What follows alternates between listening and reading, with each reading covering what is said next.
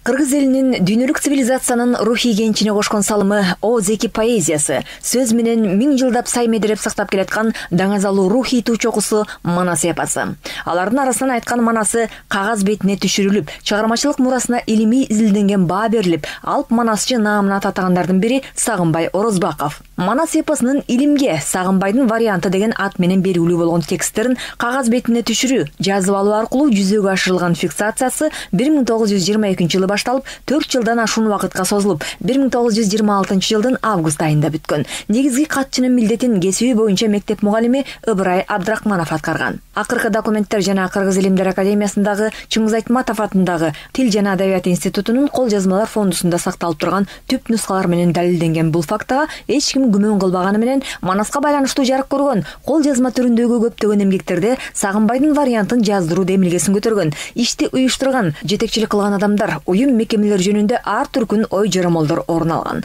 Мисалы, бул маселеге байланыштуу Мухтар Абубазов 20-жылдардын башында Түркүстан илим комиссиясы атайын аны жазуу үчүн келген мугалим Ыбырай Абдрахмановго поэманы баштан аяк бүт айттырып жаздыруу өтүнүчү менен кайрылат деп жазса, Рахматуллин жазуу иштери Түркүстан Республикасынын эл агартуу комиссариятынын тапшырмасы менен 1922 жылы башталып, 1926 жылы бүткөн деп жазат. Ал эми профессор Климович 1952 жылдагы конференциядагы докладында Соромбаев, Өмүрзаков Францияда сүйлөгөн сөздөрүндө Манасты кагаз бетине түшүрүүдө Орозбаковдун тандалышы кокустук эмес, ал өзү феодалдык төбөлдөрдүн арасынан чыккандыктан улутчулдар ошонун вариантын жаздырууну туура табышкан деп эсептешет. Айрыкча Сагынбайдан Манасты жазуу ишине кыргыз интеллигенттеринин арасынан чыккан буржуазиялык улутчулдар жетекчилик кылган жана айтуучуга кысым көрсөтүү, консультацияларды берүү аркылуу кийлигишип, элге жат түшүнүктөрдүн киргизилишине жетишкен деген жоромол өзгөчө кеңири мүнөздө таралып, узак жылдар бою дээрлик жалпы кабыл алынган пикир түрүндө өкүм сүргөн. Ыгына шартка жараша кээ бирөөлөр тарабынан Сагынбайга жан тартып, аны аз да болсо калкалоо, актоо максатында, экинчилер тарабынан тескерисинче Манасыны жаманаттылоо үчүн айтылып жүргөн бул түрдөгү жоромолдор бүгүн максатын жаңылап, ошол мурдагы улутчулдар деген адамдардын кадырын жогорулатуу,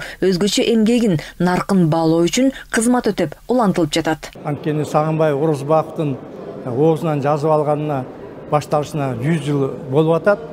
Буга чейин Сагынбай Орозбаковдун вариантында совет учурунда 4 том чыккан.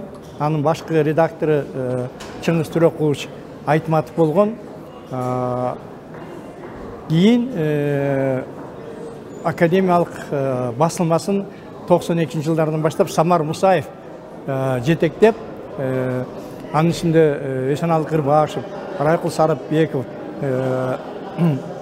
Эшеналы Абдылдаев жана башка окумуштуулар ошо академиялык басылмасын түп нускадан даярдашкан. Анткени мурун совет учурунда пан-исламистик, пан-түркистик, диндик деп көп нерсеси кыскарып калганда. Эмесе сөз башынан болсун. Тоңдогу 4 кыл кыштагында жайгашкан 7 жылдык мектептин директору Каюм Мифтаков 1921 жылдын аягына жакын ошол чөйрөдө эл арасында Манас айтып жүргөн Сагынбайга жолугуп калып, ал айткан эпос өзүнчө таасир калтыргандыктан Манасчыга чыгарманын тексттерин кагаз бетине түшүрүүнү сунуш кылат. Манасчы ага көнөт, анан экөө жайында жолугушалы деп макулдашышат. Манасты жазуу ишинин кантип башталганы Мифтаковдун күндөлүгүндө мындайча мүнөздөрөт. Жиналган элдин алдында тегерегиме Ыбырайды, Сапарбайды, Чаки Каптагаевди отургузуп, калем сапты, жаздыкты, батносту Ыбырайга берип, өзүм Ыбырайдын бир нече бет жазганын карап олтурдум. Анын куш катымага абдан жакты. Манасты бир убакта 2 нуска кылып жазып бардык. Түп нускасын мен жана Ыбырай экөөбүз жазып бардык. Экинчи нускасын Сапарбай Сооронбаев жазды. Сооронбаев жазганды Тойчуновго берип, түп нуска менде калды. Айтмакчы, Тойчуновго берилген түп нуска азыр бар. Адабият институтунун кол жазмалар фондусунда сакталат. Материал фондуга Эшеналы Арабаевдин жубайы тарабынан өткөрүлгөн. Бирок жазуу иштери оңойго турган эмес. Алгач берилген жардам, көтөрүлгөн демилге кийин солоңдап кеткен. Айтор далай машакат менен эпосты Сагынбайдын оозунан 1926 жылы жазып бүтүшөт. Тексттер ошол кезде кыргыздар арасында колдонулган араб тамгасында жазылып алынган. Экспедиция мүчөлөрү эпосты жазуу ишин баштоодон мурун бир топ убак аны ээрчип, эл арасында чыгарманын айтуусун угуп, Манастын негизги эпизоддорунун мазмуну, эң башкысы жомокчу табигый шартта өз өнөрүн калкка кандай тартууларын өз көздөрү менен көрүп таанышышкан.